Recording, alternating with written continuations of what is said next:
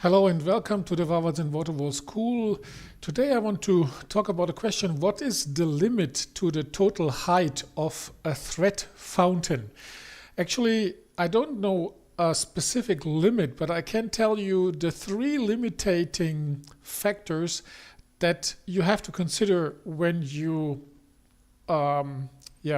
want to know how high can you build it. So the first thing you need to consider is the fact that after 6 or 7 meters you will have drops leaving the thread. So the highest thread fountain we have built so far, it has 11 meters, which is like 36 feet. And to that moment when we were asked if we can build that, I said I can, but I need to test because I'm not sure what the distance between the threads needs to be. I'm not sure how much water will fall from the drops, because this is then determining the catching area you have at the bottom. So we said it is very probably going to be like this and that, but we need to make a test. And actually we really made then a test, which I will show you here. We had to find a place where we can do the test, because it isn't easy to find a place where you can do a 36 feet setup. But luckily a friend of Tommy, he has a company and they have, as you can see, a big production space, and he said we can do it there. Actually, he was quite excited to do so, and we were all pretty excited to do the test setup, and turned out it worked regarding the distance between the threads and also regarding the splash area. And these are the two main limiting factors, and I will also tell you a third one. So if you have a thread fountain thread bar up there, then the first thing you need to consider is the distance between the threads, because if you have a big length, what can happen is that they stick together, and that then is causing additional splashes. So the longer your threads are, the less tension they have, and the more likely it is when there is a wind that they stick together. So you need to consider that the higher you get, the more distance you need here. The second factor, which I told you before, is that after 6 meters or something, let's say 6 meters, small drops are leaving the thread, and that means that you need a catch area down here to catch these drops, because you don't want to have a wet area around your thread fountain. So in our test setup, we found out that the catching area we thought we didn't need to be that big. So we were able to reduce it by almost 50 centimeters, which is like 1.5 feet, because I wanted to be sure not to have any drops. So I made the catching area bigger. But after the test setup, we knew we don't need such a big test setup, and the customer was pretty happy about that, because we did also a visualization here, and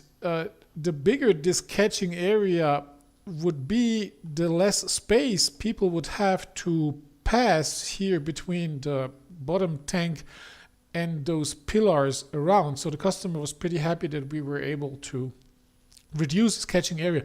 What you can see here, by the way, too, is I made some recommendations regarding the decoration, and I visualized these moss balls, and the customer actually took this idea, and as you can see here in the background, there are green moss balls hovering in the space there. So these were the two limiting factors, and there is one which is like, I think, one which you you cannot go around, because the two which I've just told you, the one that drops are leaving the thread after 6 or 7 meters. You can fix that by just creating a bigger area at the bottom, and the other is, if regarding the distance between the threads, you also can adjust that by just making bigger distances. So you could build pretty high, but I think the real limiting factor is the weight that you can put on the threads, because we had a problem. We have put some weights down here. You need to put some weights here in order to give tension to the thread so that it stays straight and does not touch the thread next to it. So we have put some weights here, but turned out they haven't been heavy enough.